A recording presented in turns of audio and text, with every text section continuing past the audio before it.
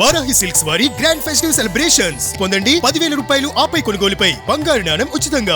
ఇప్పుడు కెరీర్ని ఫీడ్ చేయగలిగినంత వర్క్ మీకుందా? ఈ ఇండస్ట్రీ మీద డిపెండ్ అయ్యేంత బిజీగా మీరు లేరుగా ఫైనాన్షియల్గా? ఒక్కటి ప్రభు గారు, ఇక్కడ క్లారిటీ ఏంటంటే మేము ఇప్పుడున్న ఫేజ్ ఆఫ్ లైఫ్ ఆర్ మేము ఒక పీపుల్గా ఎలా మౌల్డ్ అయ్యామంటే, మేము ఫామ్లో ఏమీ ఫెసిలిటీస్ లేకుండా బేసిక్గా ఓకే ఇక్కడ ఇంతే స్థలం ఉంది, ఇన్ని వెజిటబుల్స్ ఉన్నాయి, ఇందులో మీరు బతకాలి అంటే అక్కడ హ్యాపీగా బతుకుతాం. కంప్లైంట్స్ చేసుకుంటూ అబ్బా ఇది లేదు మనకి, అది లేదు మనకి అనే ఇది లేదు. అలాగే ఇప్పుడు మేమున్న లైఫ్ కూడా కంఫర్టబుల్ ఉంది. ఇట్స్ నాట్ దట్ ఫైనాన్షియల్గా కానివ్వండి, లేకపోతే పిల్లల విషయంలో కానివ్వండి, వేరే ఎనీ ఆస్పెక్ట్ మా బోత్ సైడ్ ఫ్యామిలీస్ కానివ్వండి, ఎంత కంఫర్టబుల్ స్పేస్లో ఉన్నామంటే ఇవన్నీ ఎక్స్టర్నల్ కంఫర్ట్ కాదు, మా ఇద్దరి ఇంటర్నల్గా మేము క్రియేట్ చేసుకున్న ఒక beautiful comfortable world. External aspects అన్నీ డజంట్ మ్యాటర్. అదే అంటారు కదా, మెటీరియలిస్టిక్ థింగ్స్ కాదు, మెటీరియలిస్టిక్ ఎక్స్టీరియర్ వరల్డ్ అంతా ఒక materialistic thing is not important to us anymore. మనుషులకి ఎక్కువ వాల్యూ ఇస్తున్నాం అండ్ మనుషులుగా మంచిగా ఉంటున్నాం అండ్ ఒక హ్యాపీ జోన్లో ఉన్నాం. Touch wood. ఇద్దరులో ఎవరు బాగా డబ్బు ఖర్చు పెడతారు? అంటే నేను పెట్టాల్సి వస్తుంది, ఎందుకంటే అన్ని నేనే చూసుకోవాలి కదా. పర్చేస్ తనే చేస్తుంది. బట్ ఇద్దరికి వచ్చేసి ఇప్పుడు చూడండి, ఎగ్జాంపుల్ చెప్తాను. నేను ఒక ఇల్లు ఉంటే చాలు అనుకున్నాను, ఇల్లు తీసేసుకున్నాం. అదే వచ్చేసి మంచిగా సెలెక్ట్ చేసి వెయిట్ చేసి, ఏది ఇల్లు కొనిన తర్వాత కూడా 5 years తర్వాత నేను ఆ ఇల్లుని ఫినిష్ చేశాను. నేను అంటే నాకు అనుకూలంగా ఎలా కావాలో చేసుకొని ఫినిష్ చేసి ఆ ఇంట్లోకి వెళ్ళింది, ఎంత కష్టాలు ఉన్నా కూడా. అయిన తర్వాత ఇంకొక ఇల్లు కొనాలని మైండ్ లేదు అసలు. ఫస్ట్ ఆఫ్ ఆల్ హరివిల్లులో ఉన్నాయి కదా, హరివిల్లో అప్పుడు మనం నేను రెంట్లో ఉన్నాను. ఇప్పుడు ఓన్ హౌస్, ఇండిపెండెంట్ హౌస్ కాదు, ఫ్లోర్. అప్పుడు కట్టే టైంలోనే కరెక్ట్గా రెసిషన్ టైంలో తీసుకున్నానండి నేను. ఫుల్ బిల్డింగ్స్ అన్ని పడిపోయాయి చూసారా, పంచవటి కాలనీ. సో అక్కడ నుంచి మెల్లిగా 2013కి ఎంటర్ అయ్యాము. ఇప్పుడు దానికంటే ఇంకొక విల్లా వెళ్ళాలనే మైండ్లో లేదు. ఒక కారు, మంచి బ్యూటిఫుల్ కారు, అంటే ఫారెన్ కార్స్ అవసరం లేదు, కంఫర్ట్ కార్స్, ఇండియన్ కార్స్ ఏదైనా మంచి ఫీచర్స్ ఉండాలి, తీసేసుకున్నాను. ఇంకా మళ్ళీ దానికంటే బెటర్ కార్ వెళ్ళాలని నాకు మైండ్లో లేదు. అండ్ చాలామంది ఇప్పటికి 5 years అయిపోయింది, ఈ కార్ అమ్మేచ్చు కదా, వేరే తీసుకోవాలి, ఎందుకు అమ్మాలి, అది బాగుంది కదా, ఎందుకు కార్లు వారు చెప్పించి. ఇంకో ఎగ్జాంపుల్ చెప్తాను. నేను ఫోన్ ఒకటి తీసుకున్నాను, అప్పుడు 5S 2012లో కొన్నాను నేను.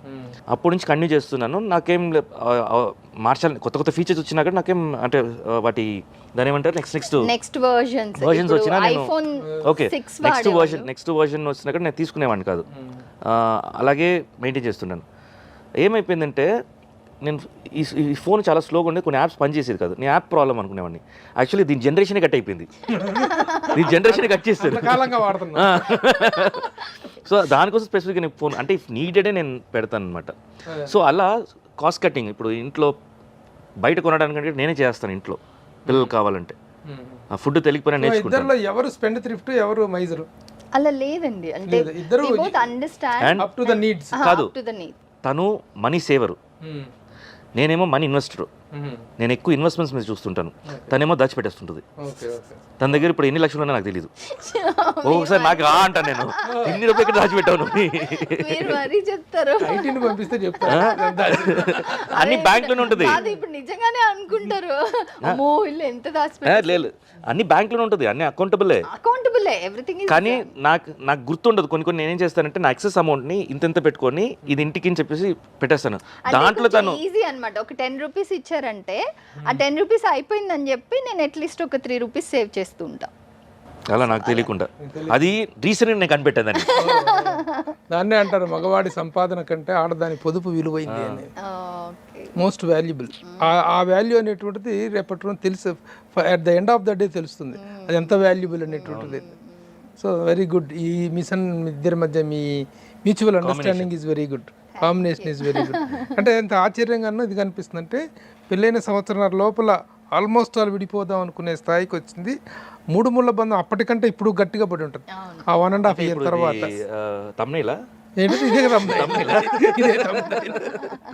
పోతే మా ఎలక్షన్స్లో పీపుల్ వర్ వెరీ యాక్టివ్. మా ఎలక్షన్స్లో మీరు చాలా యాక్టివ్గా పార్టిసిపేట్ చేశారు. ఇప్పుడు ఏంటి మా పరిస్థితి ఎలా ఉంది, మీ పరిస్థితి ఎలా ఉంది? మా ఏం చేస్తుంది, ఏం చేయబోతుంది? మా పరిస్థితి చాలా బాగుంది. Because of it was started 25 years back.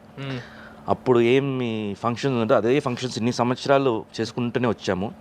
కానీ ఇప్పుడు వచ్చిన తర్వాత ఈ కమిటీ ఏం చేసిందంటే మొత్తం అవసరం లేని ఫంక్షన్స్ అన్నీ తీసేసాము, మొత్తం డిజిటలైజ్ చేసాము, ఈజీ ఫ్రెండ్లీగా. అండ్ ఆ ఎస్ఎంఎస్ది ఇంకా కంటిన్యూ చేస్తుంటారు, అవన్నీ తీసేసి WhatsApp group పెట్టేసాము.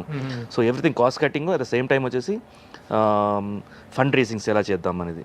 And as Vishnu promised, ఆ బిల్డింగ్ అయితే ఆల్రెడీ ప్రాసెస్లో ఉంది. ఎగ్జిస్టింగ్ మా ఆఫీస్లోనే పెద్ద బిల్డింగ్ కడుతున్నారు. సో దాని కాంప్లెక్స్ ఫ్లోర్ విష్ణు కొనపోతున్నారు దాన్ని. సో అది ఎప్పుడు ఏంటి అనేది కమిటీ వాళ్ళు చెప్పాలి. కమిటీ వాళ్ళు చెప్తే అది యాన్యువల్ బాడీ మీటింగ్లో అన్నీ చెప్పేసి అందరూ మెంబర్స్ అందరూ మాకు ఈ కాంప్లెక్స్లోనే కావాలి అని చెప్పేసి వాళ్ళు అడగడం జరిగింది. దాన్ని రాటిఫై కూడా చేయడం జరిగింది. So everything's very clear. ఒట్టి ఫండ్ రేసింగ్ను ఆ బిల్డింగ్ కోసం మాత్రం మేము నెక్స్ట్ చేయాల్సిన పని. మిగతా హెల్త్ క్యాంప్స్ నుంచి, ఇన్సూరెన్స్, ఫ్రీ ఇన్సూరెన్స్ నుంచి అన్ని వీఆర్ సక్సెస్ఫుల్. ఇంతకు ముందు వరకు మనకి మెంబర్ పార్షియల్ అమౌంట్ కట్టాలి, మా పార్షియల్ అమౌంట్ కట్టేవాళ్ళు. ఈ కమిటీ నుంచి మొత్తం entire amount is paid by మా కట్టేసారో జరుగుతుంది. సెకండ్ టర్మ్ లో ఉన్నాం ఇప్పుడు. ఫస్ట్ ఇయర్ అయిపోయింది, ఇప్పుడు సెకండ్ ఇయర్ మళ్ళీ రెన్యూల్ చేసాము. దాంట్లో ఆల్మోస్ట్ మేము ఒక అమౌంట్ కడితే యూటిలైజ్ చేసింది అయితే 1,20,00,000 అంటే మెంబర్స్ అవైల్ చేసుకుంది. ఎంత కడితే ఎంత అవైల్ చేసుకున్నారు? 68 lakhs కట్టామండి ప్రీమియం. యూటిలైజ్డ్ అమౌంట్ వచ్చేసి 1,20,00,000, అంటే more than the double, almost double utilize చేసుకున్నారు మెంబర్స్. నెక్స్ట్ ఎలక్షన్స్ లో కూడా ఇదే ప్యానెల్ రాబోతుందా? ఎలా ఉండబోతుంది ఈ నెక్స్ట్ ఎలక్షన్? మోస్ట్లీ వచ్చేసి యునానిమస్గానే జరుగుద్ది. దానికి అందరూ కార్డియల్గా ఉన్నారండి. యునానిమస్గా ఎవరిని? ఇంకా ఐడియా లేదు అసలు, ఇంకా ఐడియా లేదు. యునానిమస్ అంటే ఈ ప్యానెలే ఉంటుంది అనుకుంటే యునానిమస్ అని మీరు చెప్పచ్చు.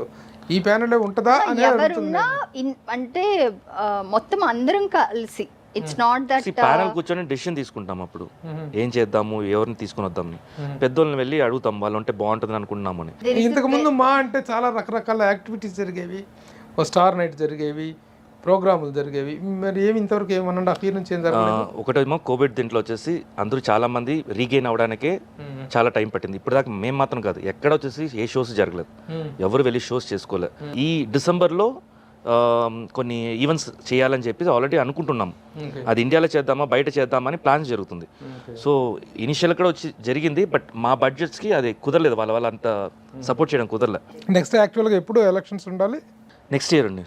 నెక్స్ట్ ఇయర్ మోస్ట్లీ జూన్లో. ఎందుకంటే అది కూడా వచ్చేసి మార్చ్ పెట్టేవాళ్ళు. మార్చ్ ఏమవుతుందంటే మనం అకౌంట్ సెటిలింగ్ కాకుండా ఇంకొక కమిటీ వచ్చేస్తుంది, కొత్త కమిటీ వచ్చేస్తుంది. సో కొత్త కమిటీకి ఏం జరిగిందో తెలియదు, వాళ్ళేమో అప్పుడు ఆ టైం కోఆపరేట్ చేయరు. సో అందుకని ఏంటంటే ఒకసారి కమిటీ మొత్తం మన అకౌంట్స్ అన్ని సెటిల్ అయ్యి సర్టిఫై అయిన తర్వాత నెక్స్ట్ ఎలక్షన్ పెట్టుకుందాం.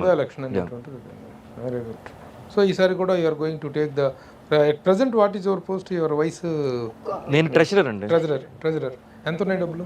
చెప్పను. మాలో ఎంత ఉన్నాయి డబ్బులు చెప్పను, అఫీషియల్గా రాయండి నాకు, నేను అప్పుడు పంపిస్తాను.